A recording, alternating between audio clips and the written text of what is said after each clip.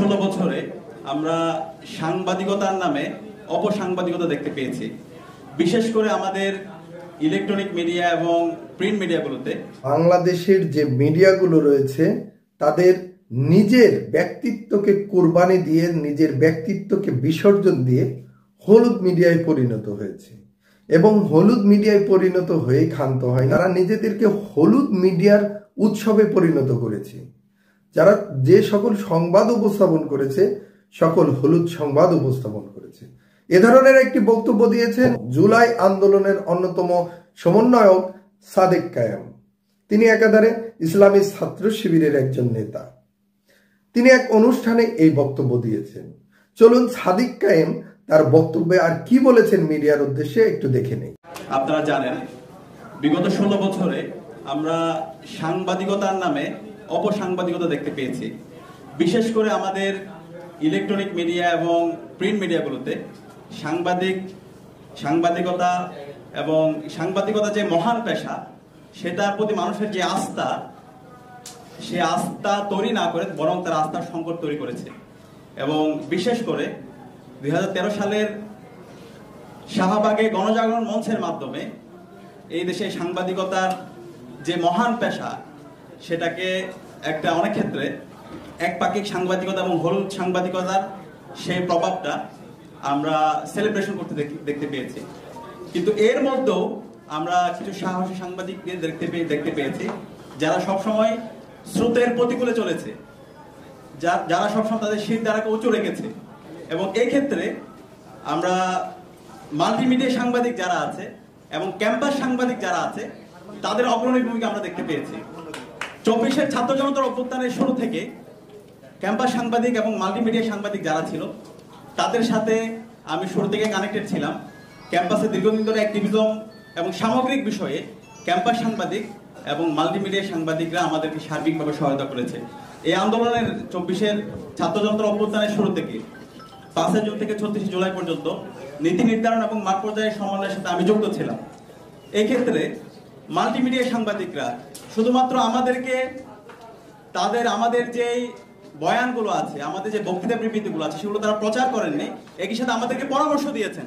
এবং আমরা যখন বিপদে পড়েছি তখন তারা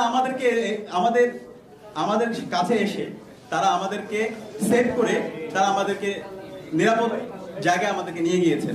সবচেয়ে ক্রুশিয়াল মোমেন্ট যখন ছিল, আপনারা জানেন 14 তারিখ যেদিন তুমি কে আমি কে রাজাকা রাজাকা স্লোগান হয়, এর পরবর্তী দিন নিষিদ্ধ ঘোষিত ছাত্রলীগ, আওয়ামী লীগ এবং তার পেট্রো বাহিনী, খুনি হাসিনার পেট্রো বাহিনী পুরো ক্যাম্পাস ঘিরে ফেলে। ছাত্রলীগের সন্ত্রাসীরা এবং টোকাইরা ক্যাম্পাসে অনেক অস্ত্র নিয়ে আসে। মধুর ক্যান্টিনে তারা অস্ত্রের মজুত করেছিল এবং সেই সকল ইনফরমেশন করে জীবনের ঝুঁকি নিয়ে মাল্টিমিডিয়া সাংবাদিকরা তারা ওখানে গিয়েছিল এবং আমাদের কাছে তথ্যগুলো তারা আমাদের কাছে প্রেরণ করেছিল। এবং 15 জুলাই 1:40-এর দিকে যখন রাজুতে আমরা প্রোগ্রাম করছিলাম, আমাদের একটা গ্রুপ হলপাড়ার দিকে গিয়ে মুসাদ্দিক সহ অনেকে ছিল, তখন তারা শিক্ষার্থীদেরকে ডাকছিল। তখন ওইখানে নিষিদ্ধ ছাত্রলীগের সন্ত্রাসীরা আমাদের ভাই বোনদের উপর ন্যাক্কারজনক হামলা করে। ওই সময়ে বর্তমান তথ্য উপদেষ্টা মাহফুজ আলম ভাইয়ের সাথে আমার কথা হচ্ছিল। ওই সময়ে এই হামলার প্রত্যেকটা ছবি জীবনের ঝুঁকি নিয়ে এই মাল্টিমিডিয়া সাংবাদিক আপনারা যারা ভাই বোনরা আছেন তারা জীবনের ঝুঁকি নিয়ে ওখানে গিয়েছেন, প্রত্যেকটা ছবি সংগ্রহ করেছেন এবং পুরো জাতির কাছে এই রক্তাক্ত আমাদের ভাই বোনদের ছবিগুলো আপনারা পুরো জাতির কাছে আপনারা তুলে ধরেছিলেন। সে কারণে আপনাদেরকে আন্তরিকভাবে ধন্যবাদ জানাচ্ছি। এর পাশাপাশি যখন সমন্বয়কদেরকে জিম্মি করে রাখা হয়েছিল, সমন্বয়ক অনেকে রেজিস্টার বিল্ডিংয়ে ছিল, ছাত্রলীগের সন্ত্রাসী তাদেরকে ঘিরে ফেলেছিল, সেখান থেকে উদ্ধার করে এই মাল্টিমিডিয়া সাংবাদিকরা তাদেরকে উদ্ধার করে নিয়ে এসেছিল।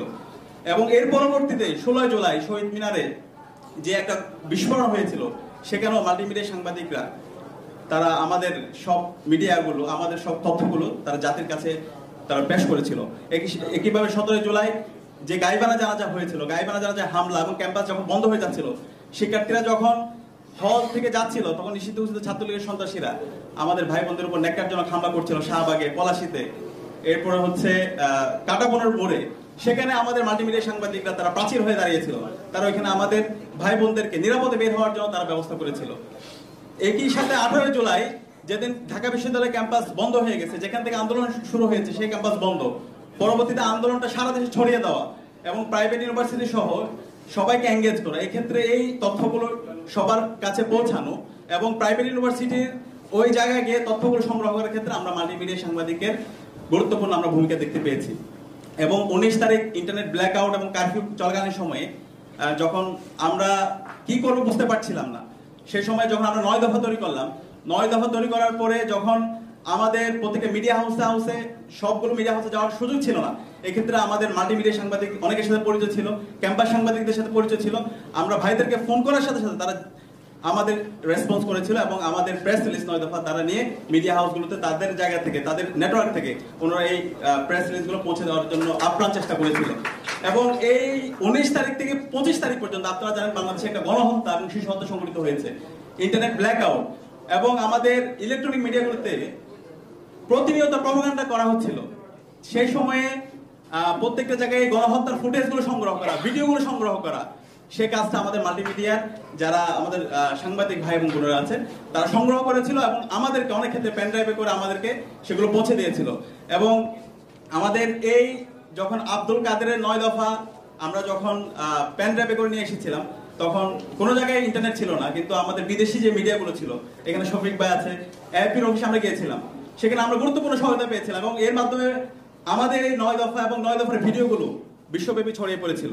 মিডিয়ার উদ্দেশ্যে ইসলামী ছাত্র শিবিরের এই নেতা সাদেক কায়েমের বক্তব্য শোনার পর আপনারা কি মনে করছেন সেটি আমাদের কমেন্ট বক্সে জানাবেন। সেই সাথে আপনাদের কাছে অনুরোধ, আপনাদের মূল্যবান মতামত এবং পরামর্শ দিয়ে আমাদেরকে আগামীতে আরো ভালো ভালো ভিডিও তৈরির জন্য অনুপ্রেরণা যোগাবেন।